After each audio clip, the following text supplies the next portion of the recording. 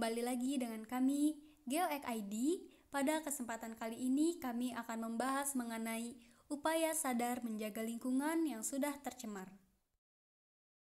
Ilmuwan IPCC memberikan peringatan atau kode merah mengenai perubahan iklim yang terjadi di seluruh dunia.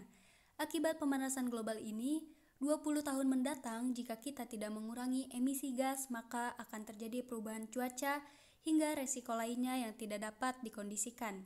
Yang akan terjadi adalah suhu udara naik sebesar 1,1 derajat Celcius yang diakibatkan dari pembakaran fosil batu bara. Akibat yang dapat kita rasakan sekarang berupa hujan dengan intensitas yang tinggi, siklon tropis, banjir, dan musim kemarau yang semakin panjang hingga menyebabkan kebakaran.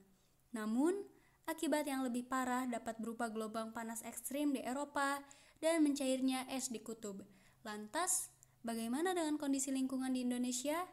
Indonesia dengan kekayaan alam melimpah semestinya tidak akan mengalami masalah lingkungan hidup.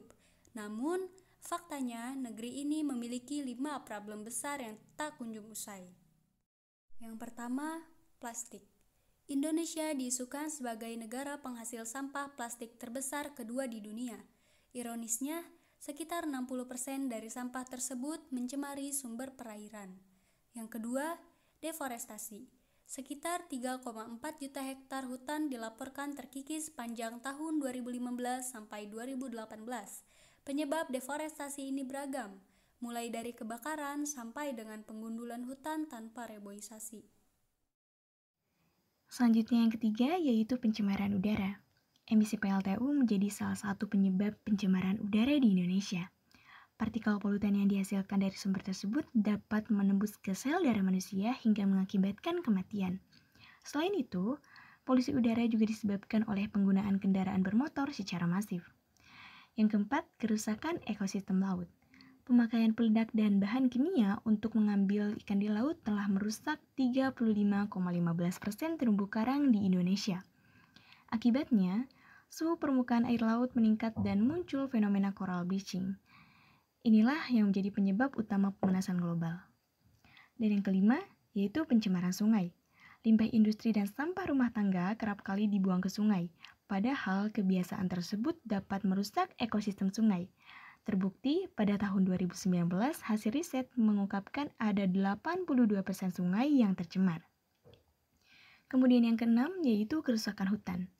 Masalah lainnya yang cukup besar di Indonesia yaitu adalah mengenai kerusakan hutan, mulai dari penebangan liar, penggundulan hutan, hingga yang baru-baru ini terjadi, yaitu pembakaran hutan yang menjadi penyebab dari kerusakan hutan yang ada. Tentu saja, jika hal ini dibiarkan terus-menerus akan menyebabkan berkurangnya kawasan hutan di Indonesia yang berakibat pada ketidakstabilan ekosistem. Dan yang ketujuh, abrasi. Kegiatan-kegiatan seperti pengambilan pasir pantai, karang, serta perusakan hutan-hutan bakau menjadi penyebab abrasi yang nantinya berkaitan dengan kerusakan laut dan pantai. Tentu saja, jika dibiarkan terus-menerus, maka kelestarian laut dan pantai di Indonesia semakin berkurang. Apalagi wilayah Indonesia sebagian besar merupakan lautan. Solusi untuk mengurangi dampak problematika lingkungan yaitu dengan manusia haruslah menjaga lingkungan agar ramah. Lingkungan yang sudah dirusak akan mengakibatkan beberapa dampak buruk bagi manusia. Buktinya, sudah banyak yang terjadi di Indonesia, seperti banyaknya bencana alam yang disebabkan oleh rusaknya lingkungan. Untuk mengurangi dampak kerusakan lingkungan harus dimulai sejak dini. Penanaman sikap menjaga dan merawat lingkungan ditanamkan mulai dari anak-anak sebagai generasi bangsa. Banyak cara mengatasi dampak kerusakan lingkungan hidup yang biasa Anda lakukan. Untuk menanggulangi tentunya berbeda dengan pencegahan, karena sudah terjadi maka harus ditanggulangi. Berikut ini beberapa cara yang bisa dilakukan. Yang pertama, menerapkan prinsip 4R. Apa saja 4R itu? Reduce, reuse, recycle, dan juga replant. Prinsip ini berguna untuk menanggulangi adanya bencana banjir yang sering terjadi. Apa maksud dari prinsip tersebut? Yang pertama yaitu reduce, yaitu mengurangi pemakaian barang yang tidak berguna. Reuse, yaitu memakai ulang barang yang masih bisa digunakan. Recycle, yaitu mendaur ulang barang ataupun sampah untuk menjadi barang berguna. Dan replant, yaitu menimbun sampah organik untuk dijadikan kompos. Dengan menggunakan prinsip tersebut, diharapkan sampah yang ada di berbagai daerah dikurangi dengan kesadaran masing-masing masyarakat. Yang kedua, reboisasi.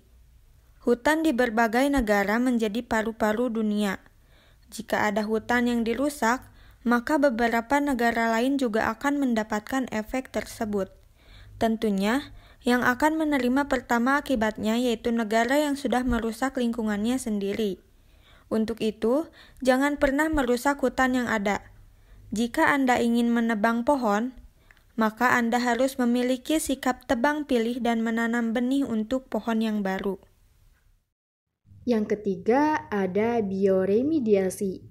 Limbah tidak hanya terjadi di industri saja, ada juga limbah rumah tangga. Tapi yang sering menyebabkan efek yang terasa adalah limbah industri.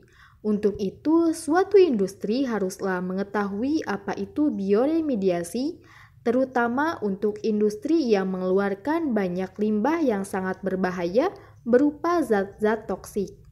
Dampaknya tidak hanya mencemari lingkungan saja, tapi bisa mengganggu kesehatan masyarakat yang ada di daerah sekitar. 4. Rehabilitasi lahan. Adanya rehabilitasi ini juga menjadi salah satu upaya untuk mengembalikan lahan secara ekologis. Rehabilitasi ini juga menjadi upaya untuk mengembalikan lingkungan fisik untuk bisa difungsikan lagi. Tanggung jawab yang membuat rehabilitasi ini adalah pengusaha yang sudah melakukan penambangan di lahan tersebut. Jika hal ini tidak dilakukan, maka tanah akan menjadi tandus dan mati. 5. Reklamasi pantai. Reklamasi pantai merupakan kegiatan pemulihan pantai untuk menyelamatkan lahan yang kritis dan mati untuk menjadi lahan yang lebih produktif. Adanya lahan kritis dikarenakan ulah penambangan pasir yang dilakukan oleh manusia. Nah, dengan reklamasi pantai dan penanaman tembakau ini menjadi cara menanggulangi kerusakan lingkungan hidup akibat ulah manusia. Jika diperhitungkan, antara penambangan pasir dan biaya yang dibutuhkan untuk reklamasi pantai tidaklah seberapa. Justru lebih banyak biaya yang digunakan untuk mereklamasi pantai.